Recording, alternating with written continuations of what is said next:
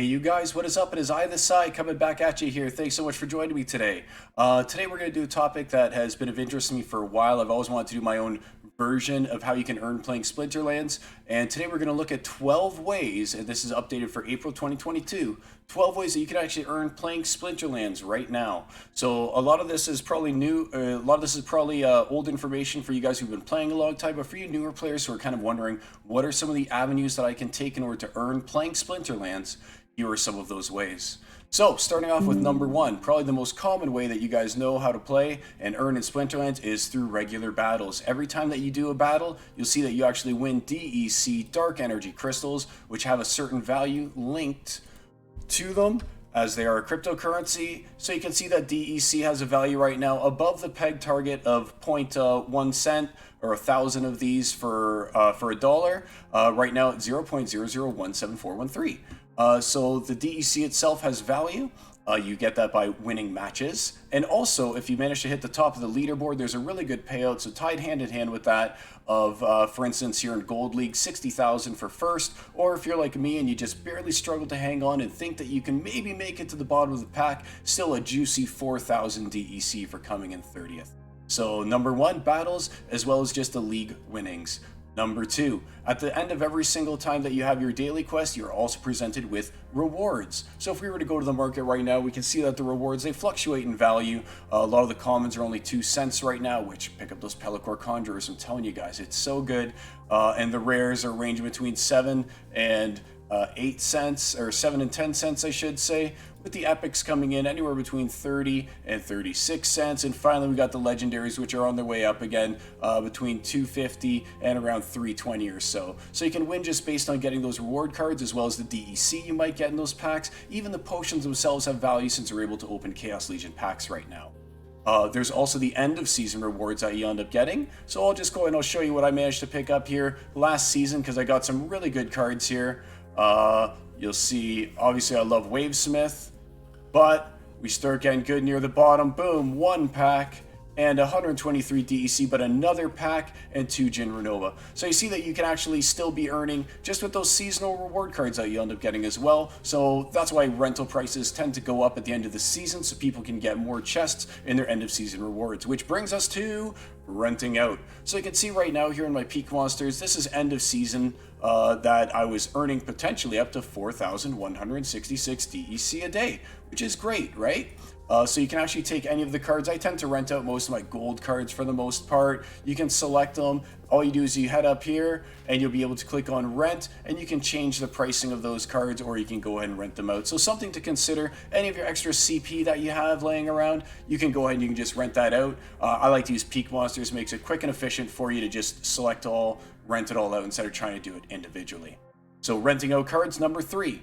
Number 4 is just investing and speculating on certain cards. And I do have to put a disclaimer, I'm not a financial advisor. Any of the information I give is solely from my own perspective, so take that with a grain of salt as you will. This is just the way that I like to play and look at Splinterlands. So again, investing in certain cards, what a lot of people are talking about right now is how undervalued these reward cards are. So some people, like myself even, might just want to stock up on a whole bunch of things like Venari Wavesmith, which at one point in time was $5. Imagine if they were 7 cents right now, you picked up 100 or 1,000 of them, and they did manage to go back up to that $5. You'd be looking like a genius. This is actually one of those cards that I pick up a couple every time that I really can. When I see them really low, I'll just grab a couple Wavesmith. Maybe it's just price memory that has me wanting to accumulate them more. But back in the day when Alaric was like reigning supreme, Venari Wavesmith was one of the number 1 components. So Venari Wavesmith, any of the other cards that you feel like would be good to speculate on is another way that you might be able to go ahead and eke out some profit. Next, we're going to talk about airdrops. So right now, for the next 100 days or so, there's SPS airdrops that are associated with the value of your collection. So you can see right now I'm actually earning around 71 SPS a day, plus the interest I'm accumulating from having staked those SPS over here. So that's another around 10 or so. So I'm actually earning around 82 SPS a day right now, which is obviously fantastic, because SPS is one of those other things that you should typically be able to maybe even invest in if that's what you so desired. Again, take everything I say with a grain of salt. I'm not a financial advisor. I'm just kind of letting you know how I look at things. And as far as airdrops go, sure, you have the SPS and you've got the interest that you're getting for your staked SPS, but something people often overlook is over here, you're actually earning vouchers as well based on the amount of staked SPS that you have. So I consider this kind of like an airdrop on an airdrop almost, if you kind of look at the interest that you're accumulating, as well as the fact that you're getting vouchers, as well as the fact that you're actually getting the SPS airdrops based on the value of your collection and its CP to begin with. So that's airdrops. Number 5. Number 6, liquidity pools. So I don't personally engage in a lot of liquidity pools, but you can certainly go and take your SPS, you can take your DEC, you can pop it into a liquidity pool, and you can have that earning extra for you. You can have it earning your airdrop points, as well as whatever you end up getting paid out of the liquidity pool for adding that, well, liquidity to the pool. So number 6, liquidity pools. Number 7, using the market itself. So if you take a look at Hive Engine, where a lot of your assets are held, you'll be able to do things like maybe invest in DEC if you feel like it's going to go higher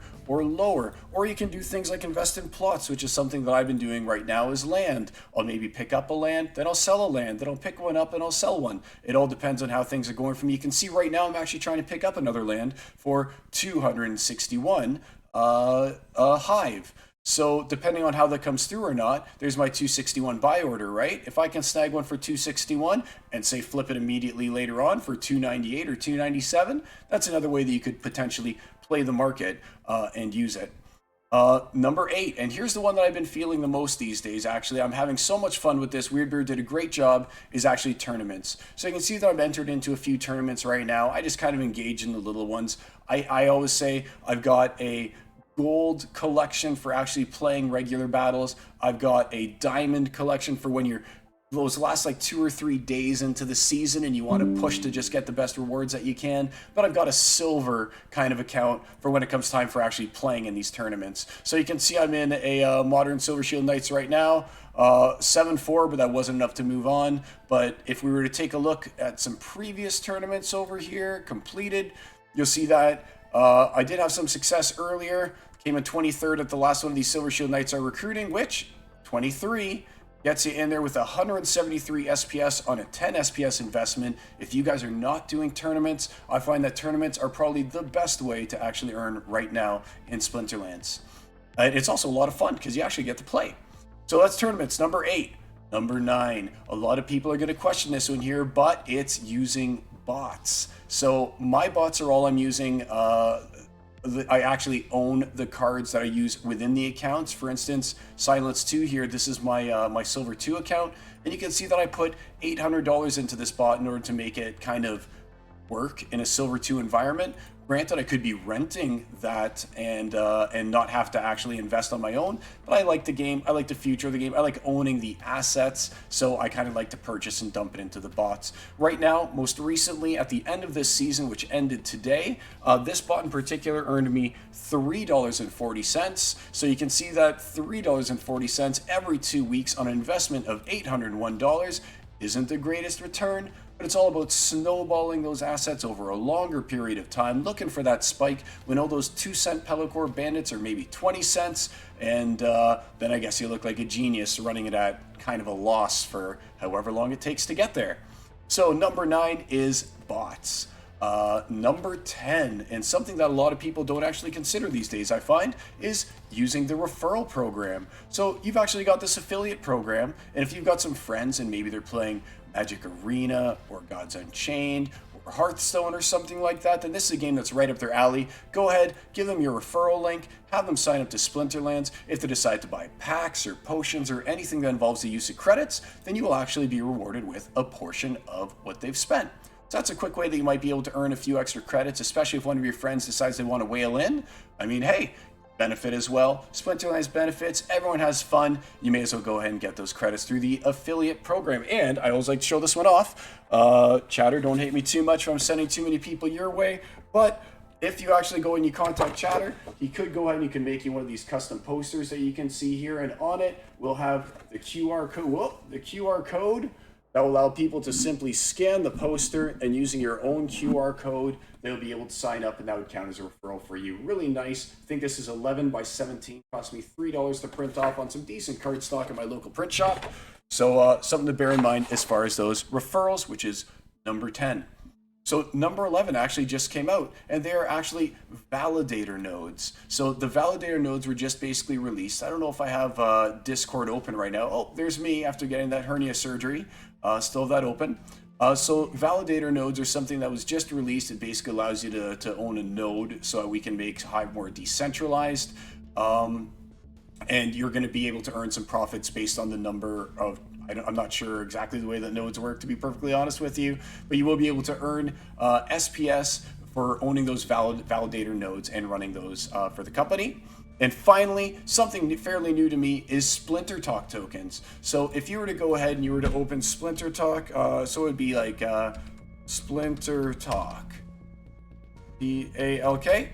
So if we were to go and talk about SPT tokens, which is Splinter Talk, it's a social media platform where you get paid for creating and curating content. So it's something that I'm thinking about getting into the future. It's almost like creating a blog that gets upvoted and everything. And here we are on Splinter Talk. So you can see that you're actually developing SPT right down here, which is the payout for actually going ahead and writing articles. Great way to earn a little bit on top. And that's number 12.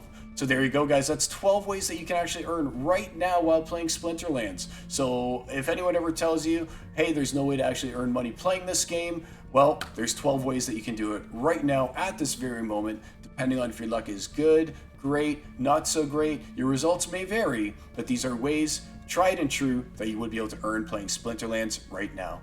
So thanks so much for tuning in with me, guys. It's a pleasure speaking to you today. Feel free to like, share, subscribe, whatever it is that people do with these kind of things. I'm still fairly new to putting out this content on Twitch and YouTube. But if you guys like the content, give it a thumbs up or like, share, subscribe, whatever you have to do there. And stay tuned. I also like to talk about bots a lot. I've got another bot update that's going up soon as well, if it hasn't already gone up. Take care, guys. Have yourself a great night. Thanks for tuning in.